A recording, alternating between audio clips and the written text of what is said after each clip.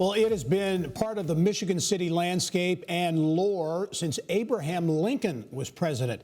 The Indiana State Prison and Michigan City have been inextricably linked. But now, after more than 160 years, the prison will be closing, part of a series of developments once thought unlikely, but now stands to transform this LaPorte County city and Northwest Indiana. Hello and welcome to Inside Indiana Business. I'm Gary Dick. The recent decision to close the Michigan City prison and consolidate into a new facility in nearby Westville, something local residents thought would probably never happen. Similarly, NIPSCO's coal plant cooling tower has been a rather unflattering focus of the Michigan City skyline for decades, but it too is in the process of coming down. With the prison and the cooling tower going away, prime real estate is opening up for development. This as the double tracking of the South Shore rail line, once thought just a pipe dream, is quickly becoming reality. And developers aren't waiting for the trains to start rolling. More than $400 million in projects are planned or underway in Michigan City and Hammond. Friday, ground was broken for the $240 million solar project in downtown Michigan City. 2 hotels, condos, retail space, including a grocery store, all with views of Lake Michigan. The double tracking and Westlake Corridor extension expected to generate $2.5 billion in additional investment in Northwest Indiana, and Michigan City already grabbing its fair share.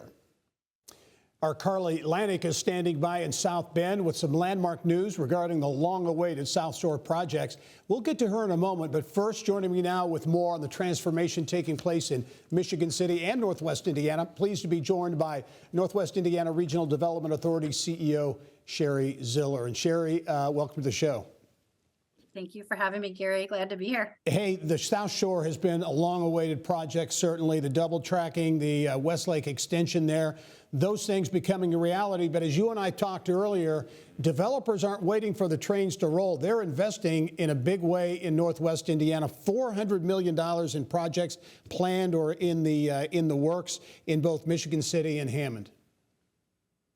Yeah, that's absolutely correct. And some of our communities, such as Michigan City and Hammond, they are seeing just a big boom in development right now. They have a lot of projects going on, and it's fantastic to see so many opportunities popping up in the region. Gary, right now, it's, to us, it's a reflection of the years of work put in by different groups here.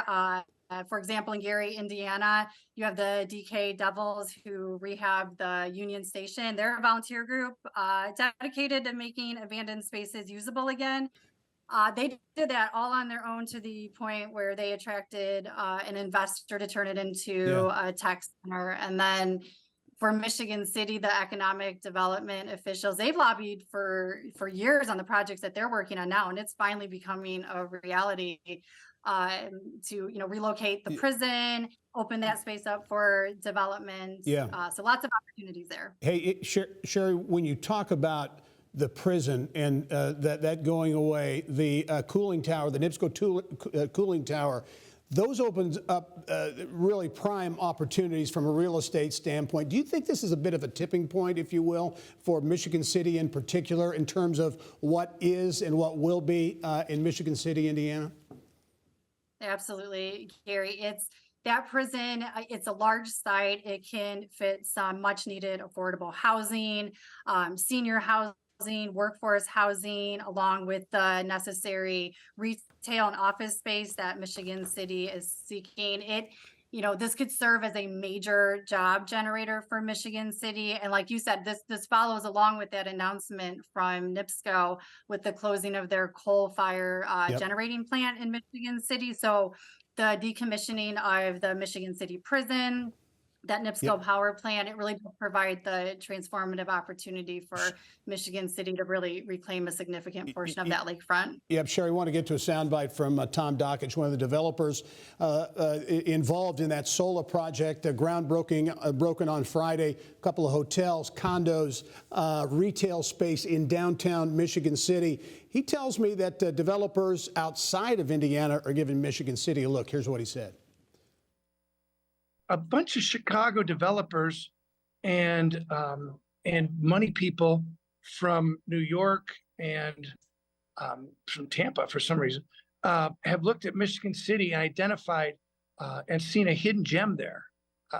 The easy way to say it is Michigan City gets opened up because of double tracking. But all these a bunch of my friends, to be honest, from Chicago, looked at this and said, this place rocks. This place rocks. Sherry, as we only have about 30 seconds left, but not to overstate it, but is this really Michigan City's time and more broadly Northwest Indiana's time?